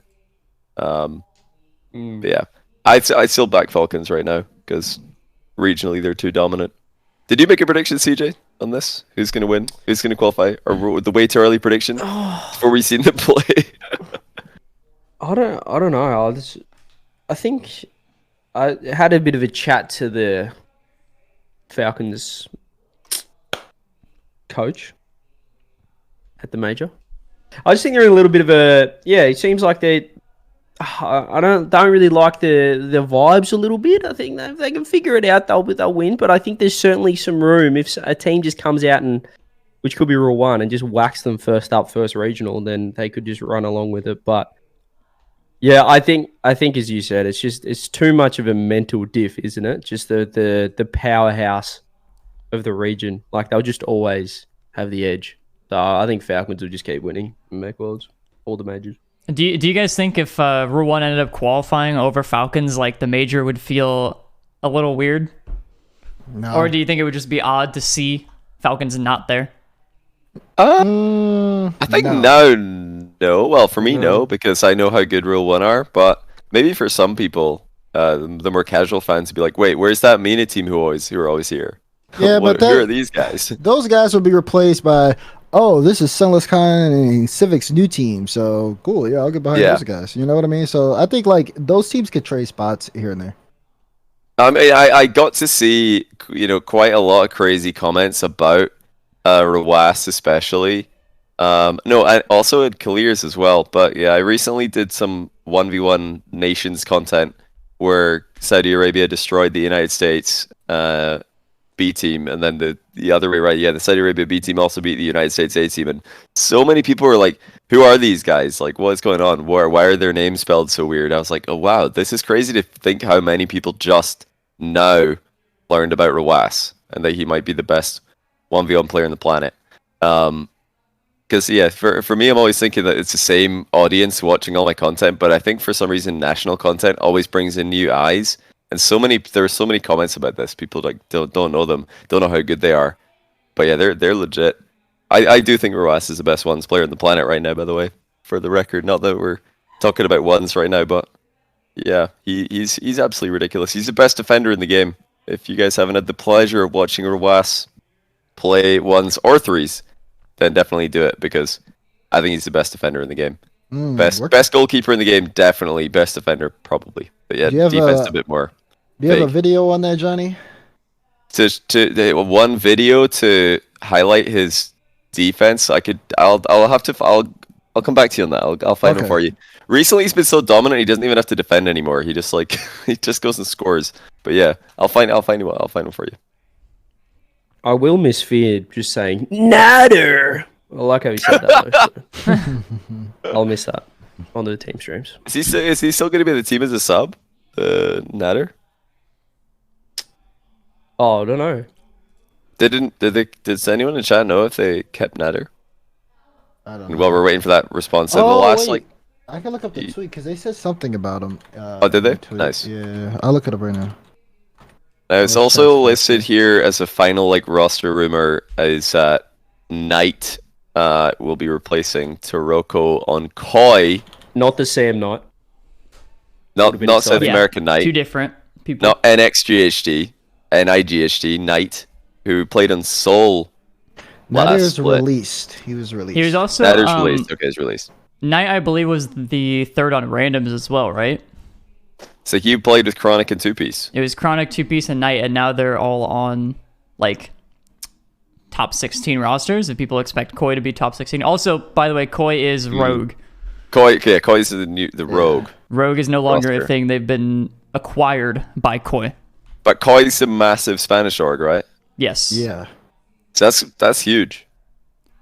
Yeah. They grabbed Rogue, or they're just like partnered with Rogue. Bought No. Rogue. Well, I think the whole Rogue brand is like gone, and now it's just absorbed by Koi. Oh, they're just like they're playing. Oh, is it Agario? Yeah, I think they just Rogue were just like trying to go. They're just trying to navigate their way through the esports world. Koi just comes along and absorbs them.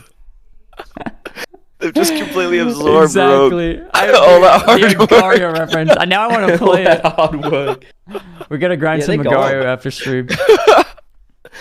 Well, is Rogue's Twitter still there, or they changed it to Koi? Because Koi already had like a massive. That's a good question.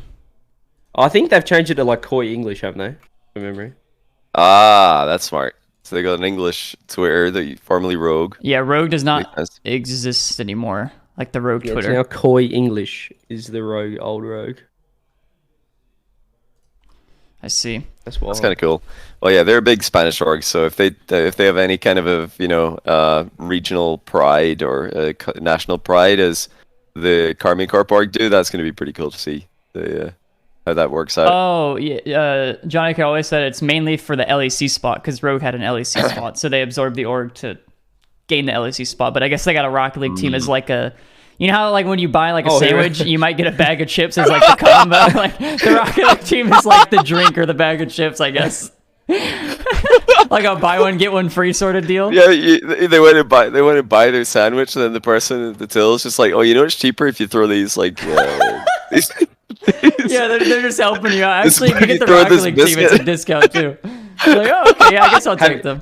Have you seen that have you seen that Office meme of like Angela standing just behind, like, and he's like, what the heck? Where'd you come from? Like, that's the Rocket League team, just like tapping them on the shoulder, like, hey guys, we're still here. They're like, what the hell? Hello. Remember us? Oh, it's phenomenal. Oh my god. Okay, so we also have we wrote down like who needs a change on this thing, but I think we'll have to move that to next show or something because I don't think we'll have time for it. The last topic that we did have on this was viewbotting. Recently, there were a couple tweets about viewbotting, and again, I'm gonna say it again. We're not gonna name names. Okay, nobody's gonna name drop here, but there's been a lot of tweets. It started from apparently Jack. He did make a tweet that's saying it was like so obvious or whatever that people are doing this, and then a bunch of people started making tweets about, oh, this viewbot doing this. Also, Dazerin was like the second tweet I saw. So gotta maybe I name dropped Dazerin. There you go. He was like the second tweet I saw tweet about it. Hello. And maybe you could explain that a bit more. But then a bunch of other people came in, and they were saying like, oh, this viewbotting thing, I know who the viewbotter is. And then people were getting super annoyed that nobody was saying, they're tweeting, oh, this viewbotter, and then nobody's saying the viewbotter, which I also did There's also a whole bunch of tweets like, oh, if only you guys know how much deeper this goes. This is so crazy. Yeah. Oh, imagine thinking that this is only viewbotting. I can't believe you peasants have not got the info I do. So many tweets about it. It's great. It's crazy. Yeah, I did make a video talking about it if you guys want to check that out. A little self-plug there. But also, I want to mention as well, I don't think it's like this big issue that a lot of people are making with the whole name dropping thing. Like, say the name or don't say it at all, because I feel like making it public that people know there's a viewbotter out there. People are going to be on the lookout for a viewbotter. So you should probably be a little bit more careful if you are viewbotting sort of thing. It's like kind of like a public warning. Mm-hmm. And I don't think that's as bad as some people are putting it out of like, oh, just say the name, because like a false accusation could be a lot worse. Like, than just like saying, oh, it's kind of out there. Like people know, so I don't know. What do you guys think about the whole not saying the name compared to all right saying let me all right? Let me start this off. Let's go over the Daz tweet at least. Let me start off. First of all, let me read the tweet I said, and I want to give everyone here a perspective on this as well. So I tweeted this January 1st. Between January 20th and 27th, I want to say, I had people in Chicago, Rodas Arsenal, Asphere Fisher. They were all visiting me, so I was like taking care of them. People had flights delayed. Da da da da da. It was it was a whole thing. So after that was done, and I made sure everybody got home. I had a couple of days where I just kind of, I don't know, slept and played video games. I didn't even look at social media. So I get back online and I see Jack's tweet and all this other stuff. And then I'm like, okay, well, let me make a tweet just to remind people that, hey, this is bad. If you guys do this, there are consequences. You can lose all of your stuff if you do something like this. And apparently everybody took that out of context and thought that I knew who was viewbotting and that I am the police, and that now it is my job to go around and figure out who is doing this and to bring them to justice. And I was just saying, like, look, this is going to have the right people are going to find out. It doesn't need to be a public thing, because even if you find out a channel is being viewbotted, you don't necessarily know if the streamer knows. The streamer might not be aware of it. It could be a simp doing it. It could be a hater doing it. It's all these different things. So what's the point of calling people out on stuff for public? At the same time, like I said, my tweet was to remind people. Everybody thought I was impression farming. If I really wanted to impression farm and I knew who was doing it, I could just do that. Because then it's going to do what Jag does. It's going to get the interactions, because everybody's going to be talking about, oh, this person did this and and then everybody, it's a landslide. So it's not that, but that doesn't stop me from having 2 front page posts on Reddit talking about it. And all I'm saying is that at the end of the day, that's one of the biggest reasons why people are so careful of it, is because it's more about the visibility. If people are taking that thing and going public and deciding that, hey, I want to speak about this because I feel a certain way about this. One, they're allowed to. You don't get to say whether or not they're allowed to. You are not social media police, for one. And for two, it's just a whole thing of like letting the other person know, like, yo, even if you don't even think it's you, just kind of like check your stuff out. Make sure things are going good over there, because you never know. So that's what I just want to say off rip. Now we can get into like the rest of it though, if you guys want to. I just want to say, like, in regards to the naming names, like this, I don't know, as you said, I don't know why this is a thing. Like, this happens all the time with, even like at school, when you're back at school, right? The teacher might be like, hey, this has happened. We know, like, this has happened. Yeah, we're going to give this... Weird. Like, we're going to give this person an opportunity to fix it or to come forward before we, this happens all the time. But people are like, no, just go straight to them, go straight at their faces. No, that's not how it works. Like, it's such a better way to do things than going, hey, like, we all know, like, whoever it is, whoa, like, do it, fix it, and then like we can all move on with our lives. No direct confrontation. There's no direct, because if you just go direct, people take it personally. They can be like these personal back and forth stuff. Like, it's much better to just put it out into the world. I know Reddit and like the esports Reddit is just going to go off going, oh my God, just say it. We want to know. But like, for the person that is actually viewbotting, it is so much better to just like be like, okay, whoa, okay, like people are aware, like this might be directed at me, like I need to fix this, rather than just going straight to them, hey, I know you're doing this, like this is not on, fix it, because that can just, it's much more confrontational. Yeah, also like the scenario of like somebody else is doing it for you, and then imagine like approaching that person, and it's like you're essentially like, maybe they think they're having, like, they don't know, right? They don't know they're getting viewbotted. Somebody else is viewbotting their channel for them, which is entirely possible. And you're saying, hey, you're a viewbotter, yada yada yada. And this person, they think they were never viewbotted or whatever. You're basically like discrediting their success, or what they think is their success. You know what I mean? And so like it comes off as like this very personal dig, and they're going to take it personally, especially if they're not the ones even doing it themselves. Yeah, it's just, as I said, it's a classic, let's go back to school. It's like, hey, we know someone, or we know who stole the lolly jar. We're going to give you until the end of the day to put it back, and we won't punish anyone. Like, that's sort of what we're trying to do in a roundabout way, or what I'm doing, because I haven't tweeted. But what the people that are, like Daz, putting the tweet out there is, like, basically saying that, like, we know this is happening. We're going to like give you a little grace period to fix it, and then we can all move on. Otherwise, we're going to start having to push some buttons around here. Like, that's kind of... I just can't wait to see the tweet saying somebody's going to be like, so glad that all the viewbotters learned their lesson and stopped viewbotting. Again, without revealing any names, just the same thing except the full circle. Like it's all been completely resolved, and still Twitter is mad that they don't know who it is. It's gonna be great to see the completion of the saga. Oh, facts. People so are like, how like, do you? I saw an argument where it was like, this is what most people say. Well, what's stopping? I mean, this is just not good because then people are just gonna falsely accuse somebody. What that got to do with me? Like, just because you guys decide to go into the stream, I didn't make you go into this stream and accuse somebody of doing something. That's your dumb fault. So if you get banned by a streamer because you said some dumb stuff, guess what? That's on you. The same reason we don't say something should be the same reason you don't say something. Hello? This should be like common sense, but it's the internet, so sometimes that gets lost in translation. That I don't know, man. I think that's probably the biggest issue with the tweets is that, like, I mean, I mentioned this in my video as well, but like people who are watching, I watch a lot of Rocket League streams just in general. I lurk a lot, whatever. Yeah, I go into a bunch of people's streams. I've seen like Tenacity. I've seen Chief Beef.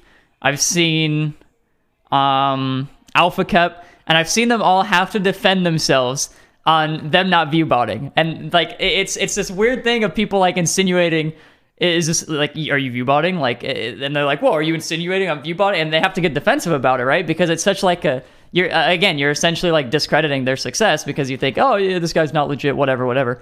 But yeah, I mean that's the whole thing is people are like now making accusations in Twitch chats, which is just, I mean, even then it's like a waste of time, right? The important people, now that the tweets are out there, the important people will start to know about it.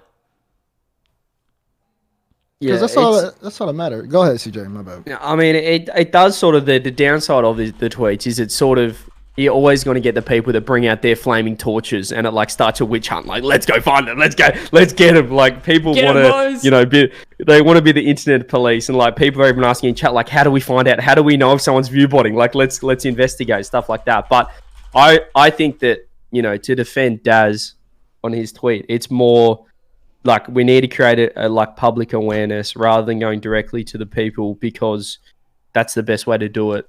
And like create a bit of awareness and give those people an opportunity to fix it. Unfortunately, one of the side effects is now a witch hunt on every single streamer, that like everyone's under the microscope a little bit more. But I don't know how you fix that.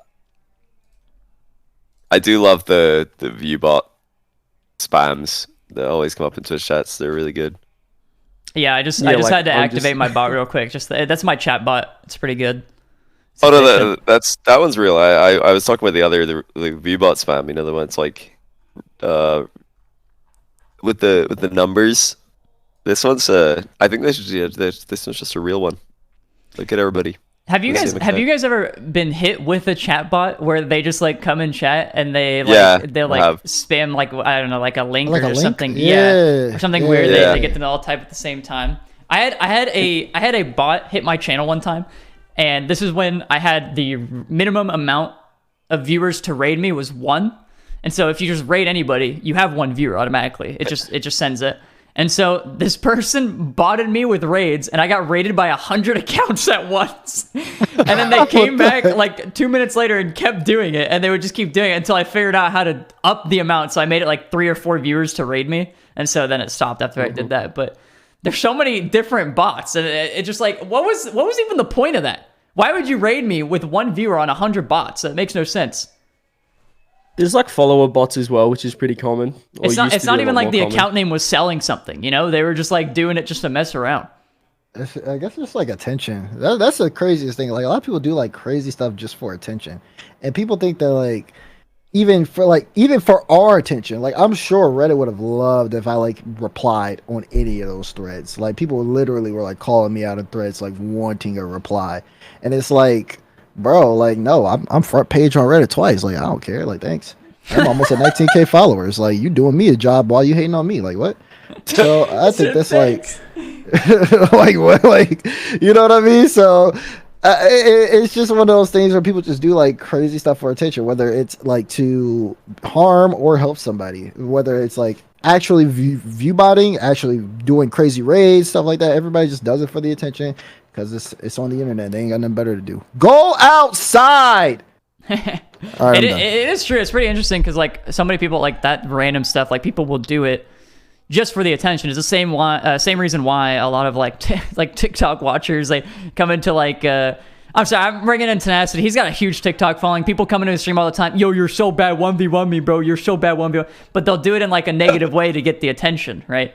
They want to like trigger that response essentially. Whereas if you just go in chat and say 1v1 me, they probably won't respond or whatever. And then but if you say you're so bad, this guy's ass, I'm better, yada yada yada, then it's like, oh, I'm not ass, bro. What do you mean? Like I'm not gonna 1v1 you though. It's like that sort of thing. It's like you're inclined to respond to the negativity, which is a whole nother internet culture and all that stuff where, people thrive on negativity regardless. Gives the fight response whenever somebody, I think it like triggers something in our biology when somebody's mean to you in Twitch chat. Like the streamer's just like biologically programmed to respond differently than if someone just makes a simple request in a polite way. Yeah, also there was one guy who, when I was like on G2 and streaming a bunch during free-to-play, there was some guy who would come in my chat, and somebody just said it as well, they're balking like a chicken. Some guy would say, Rizzo, 1v1 me, balk, balk, balk, and then like type out a chicken balking sort of thing. You're a chicken, bro, balk, balk, balk. But like, that's the one I remember the most, because why was he balking at me? Yeah, because it triggered the response. It's like, it got you. You had to manually, like 2 or 3 you had years to later, manually switch that off. Yeah, you can't delete it. It's stuck you in my have to brain. manually switch that one off. If somebody just comes in and asks for a 1v1, you probably like look away and like don't even have to ever think about it again. But because he hit you with the balk, you're... I bet you just think about that at random times throughout the day. Exactly. He got me. He's in my head. I think at the same time, people that like... I don't know. I think if people get upset at like one comment or something... Get a stronger mental, I reckon. Don't bite. Don't bite. All these people want is a response. Just don't bite. Like you're letting these people win. Okay, Bailey brought up as well. We're talking about letting people win. There's been a guy in my chat from like 2016, and he's super chill, but he says the same thing every single time since 2016. I just looked at his name because I remember his name. He has 173 messages in my chat. Probably 90% of them is one message. When he comes in the stream, he just says, Rizzo, please play better. That's it. Every single time he comes into my chat, he's got like 100+ messages of him just saying that nonstop. And I remember him. I know his name. It's not the most. You may as well name him. That's funny. Message. I'll type it out. His name is Nishville. He's the goat. I call him out for it all the time. There we go. We're naming names now. Let's go, Daz. Who was it? He asked politely at least. He said please. So. Yeah, Rizzo. Always please play better. And I was like, I'm sorry, dude, because like he just really wants to enjoy your stream, but bad gameplay is not fun to watch. So. Oh my god. No, all right. I was gonna say, unless we have any like closing thoughts there. I'm just gonna say, if I don't see more tweets, like everybody's saying they hate the cryptic tweets and they hate like the non-naming tweets, I want to see more of them. I love them. I think they're great. I want to see even more braggy ones, if possible. If people could like tweet stuff like, if only you knew what I knew. What's going on behind the scenes? It's just so rough. There's enough of those already, isn't there? The latest drama. Enough. Nah, we need more. We need more. Oh wow, I can't believe the DMs that just dropped that you guys don't know about related to the Viewbot drama. Crazy, absolutely crazy stuff. Anyway, I'll be back with more updates tomorrow. Follow my Twitter for more updates on the behind the scenes. Oh god. Yeah, I need more tweets. People made a whole more bad tweets out of that. Normally I would tell everybody go outside more, but I kind of like, you guys are giving me a lot of attention right now on all the socials. So can I get another post on the subreddit, please? Maybe just like a clip. Like I said a lot of stuff today, so just say clip Dazerin's thoughts on whatever. Say something crazy right now, and then we'll clip it out of context, and then we're good. No, I've got it already. Like it's so free actually. Like you guys could come up with so much content on this. And Reddit would think it's serious. They would all believe it. If somebody makes a thread titled Dazerin's roasting Dazerin's like Rocket League analysis, saying that it's ridiculous that he thinks a team got figured out or X team got figured out, Y team got figured out. Everybody will think that's real. We did talk about it in this podcast earlier on today, so that's guaranteed to work. Guaranteed to work. All Dazerin players they're all going to come out from underneath the rocks that they live under, and they're going to like start spamming that thread. It's going to be great.